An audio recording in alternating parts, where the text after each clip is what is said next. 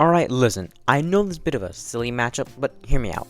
Godzilla is a big lizard who breathes fire, and Bowser is basically a big lizard. Like, I know he's a turtle, but come on, who also breathes fire. So because it's the internet and everything better to do, might as well find out who wins in a fight, right? But hold on, there have been many versions of these characters, so who are we using? Well, for Godzilla, we use the recent legendary Godzilla from the Monsterverse, and for Bowser, we're choosing Bowser in general. We're not doing a specific version. Sure, it's a bit unfair, but it actually makes the fight way more fun and less work for me, so I don't have to go through specific versions of Bowser and the Mario lore, which is an entirely different rabbit hole for an entirely different time. We'll offer power-ups in different forms because that should make the fight way more fun. Today we'll analyze the combatants' scaling, feats, and statements to determine which of the two would come out on top if they face each other.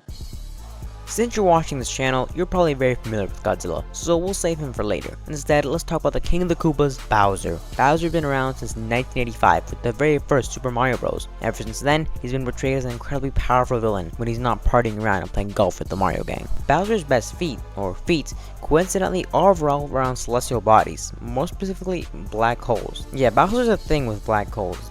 I don't know. At the end of Mario Galaxy, Bowser's sun collapses in on itself, literally destroying the entire universe and exploding into a new Big Bang. After all of this, Bowser just walks it off a bit dizzy. The game's successor, Mario Galaxy 2, also has a black hole feat, where he gets sucked into a black hole at the end of his first phase and then comes back for the final phase. In Mario Party 9 of all places, there's a minigame in the final boss battle called Bowser's Block Battle. Bowser is once again sucked into a black hole. It's even shown he can fly inside the black hole with his clown car, putting the clown car FTL as you would need to move faster than the speed of light to escape the vortex of the black hole. Even if you don't want to count this feat because it's Mario Party, which I mean, kinda unfair man, but whatever. In Mario Luigi's Bowser's Inside Story, Bowser, in base form, just straight up outruns a black hole and survives being sucked into it. Most people, if they got sucked into a black hole, would be spaghettified. Yes, that is a real scientific term, which is basically just your body experiencing the extreme amounts of tidal force and gravity of a black hole. Bowser takes this several times in multiple games, so it's obviously not an exception, it's a rule. At bare minimum, this would grant him solar system scaling, with highballs putting around universal level. Bowser probably wouldn't be able to destroy a solar system or universe in a single attack, it's just that his attack potency and durability will scale to those levels. Speaking of durability, Bowser's is so great that he can survive supernovas that are 1 billion degrees Celsius, fall into lava, and even have super armor in his attack in Smash Bros, which negates flinching and knockback from weaker attacks. Even if Bowser is backed into a corner, he can curl into his shell, which has never been shown to even receive damage. He's basically unkillable in there, and if he does get killed, Bowser's gonna come back as Dry Bowser, who's also seemingly indestructible and has the same scaling as regular Bowser, except now with much more regeneration, he's able to rip himself apart and come back like nothing happened, though he can be defeated after receiving sufficient damage. Bowser, as a king, has an incredibly versatile arsenal. Of course, there's your basic attack and punches, which utilize massive claws, fists, and tails to deal devastating damage like breaking boulders, sending back a giant cannonball over its head that is much bigger than him, pulling an entire island, and almost stopping a train if it wasn't for a pesky pebble. Regarding the size issue Bowser had to face against Godzilla, that's not an issue actually, as Bowser can grow massively in the blink of an eye. Other abilities Bowser has are the ability to breathe in space, underwater, telepathy, extrasensory perception, time travel, and even make after images. Moreover, Bowser can complement his entire moveset with the use of magic. He can use his magic to teleport, turn people into bricks and bushes, make fire electricity from his hands, throw magic hats, distort space-time itself, and most infamously, his fire attacks. Bowser can breathe fire, shoot fireballs and boomerangs, coat his body parts in fire, and even make fire bombs. This fire is so potent it can even be used underwater, making it at least as hot as the sun, which is 3.6 million degrees, and as a last resort, he can breathe homing purple fireballs. Purple fire reaches a temperature of 57,000 degrees Celsius,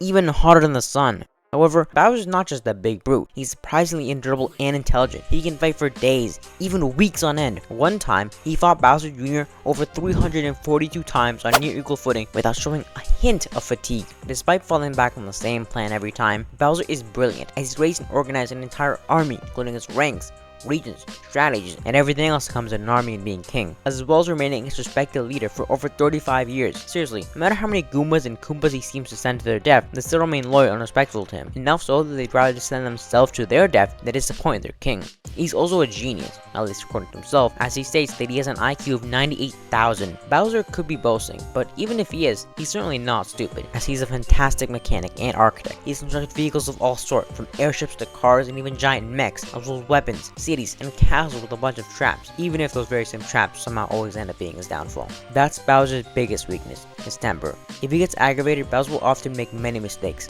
letting his anger and ego take over. This usually results in him making simple errors that lead to his downfall. However, if Bowser does get desperate enough, he has one final trick up his sleeve. By absorbing all the pieces of the Dream Stone after Princess Peach shattered it, Bowser can transform into Dream Bowser. Don't let his colorful appearance fool you, this guy is no joke. The power of the Dream Stone grants any wish, but since it was shattered, it only gives him the ability to suddenly call forth massive hammers, lucid representations of his heirs and henchmen, a bunch of food to heal himself, and split his fire breath into 3 streams. Bowser has other incredibly strong forms, but this is easily one of his strongest, if not the strongest.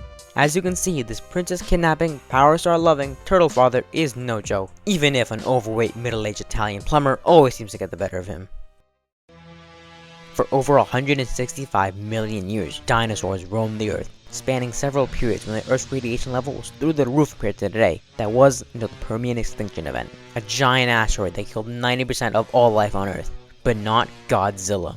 This is shown in the Godzilla Awakening comic, where he took the asteroid near its epicenter. That asteroid has been calculated to have had 5.719 petatons of TNT, which is low multi-continental level. Godzilla will then rest for millions of years, occasionally waking up for some battles when needed, until 1954, when the United States military and Monarch would conduct tests on nuclear weapons. But these were no tests, they were attacks. Attacks on the newly awakened Godzilla. Godzilla is essentially immune to nukes. He's been shown multiple times to not only easily tank nukes, but they even make him stronger as he can absorb the radiation and power himself up. Godzilla's radiation is one of his best aspects, as he's able to absorb radiation not only from nukes, but from other kaijus like Mothra, who put him into his burning state, and Tiamat, who put him into his volatile state, but we'll save those guys for later.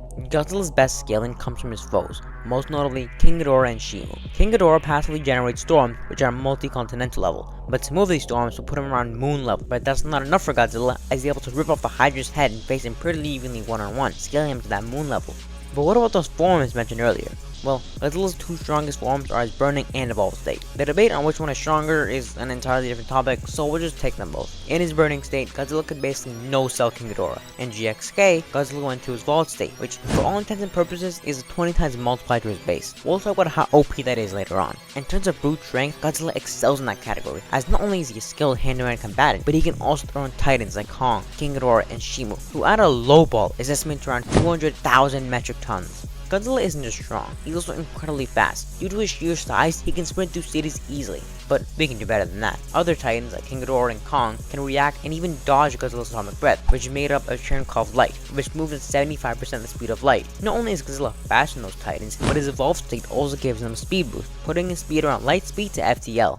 He's got the bronze and the sprint, but what about the brains? Well, Godzilla's actually quite intelligent. He's a clever battle strategist, and he's able to recognize patterns, counter them, and analyze weaknesses. For example, in his fight against the Mudos, he realized the male Mudo would always attack from the back, so he used it to his advantage by turning his back on the Mudo and impaling him against a skyscraper, also demonstrating his ability to use the environment to his advantage. In his fight against Ghidorah, Godzilla realized he was outmatched on land, and thus not only capitalized on an opportunity by landing a sneak attack, but he also dragged Ghidorah underwater, where Godzilla had much more of an advantage, and would have won the fight if it wasn't for the oxygen destroyer.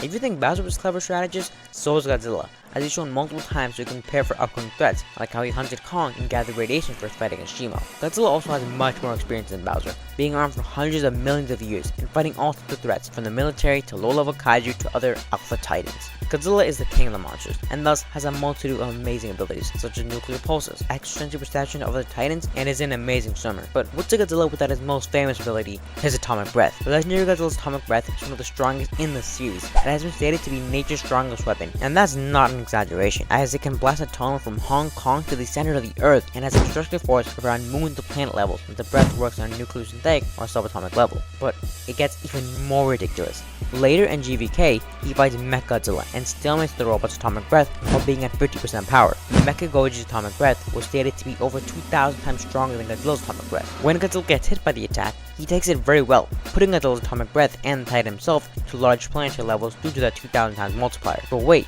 there's more. Godzilla was at 50% power due to his earlier battle with Kong, so he multiplied that feat by 2, giving him solid levels of large planetary attack potency and durability. Remember how I said he evolved state gives him a 20 times multiplier? Well, with that multiplier, that put Godzilla's attack potency and durability to around dwarf star levels. So yeah, this is the reason that no matter what, if it's aliens, big monkeys, or other evil lizards, that this guy remains the king of the monsters.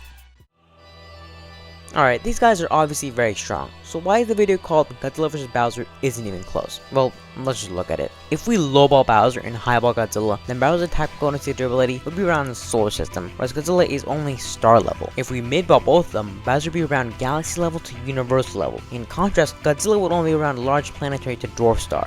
Yeah, not exactly a close fight, eh? Both fighters are very fast, but Godzilla is around FTL, maybe FTL plus, whereas Bowser is solidly FTL plus, and potentially even higher than that, depending on how you want to skill him at running a black hole. Godzilla is the more intelligent and skilled fighter, but the difference in their attack potency and durability is so far it doesn't even matter. Bowser wouldn't even need to dip into his deep stamina reserves, which last for weeks, much longer than Godzilla's, who can only last for around half a day or 12 hours. What's more, it's not like Godzilla's abilities will help him out. Godzilla can't absorb Bowser's radiation because Bowser's not radioactive. He relies purely on magic and himself. Magic is something Godzilla's never had to deal with, whereas Bowser has had experience facing several kaiju-sized opponents. Godzilla would be able to sense Bowser, and he would probably prepare for the battle, but it wouldn't be enough. Bowser is too much of a threat. The only chance Godzilla has would be to bring Bowser underwater, but that really won't do anything, because Bowser is unaffected at water. He just gets a bit slower, and Godzilla would never be able to capitalize on Bowser's weakness of his rage, because Godzilla is simply too weak of a foe to fear Bowser.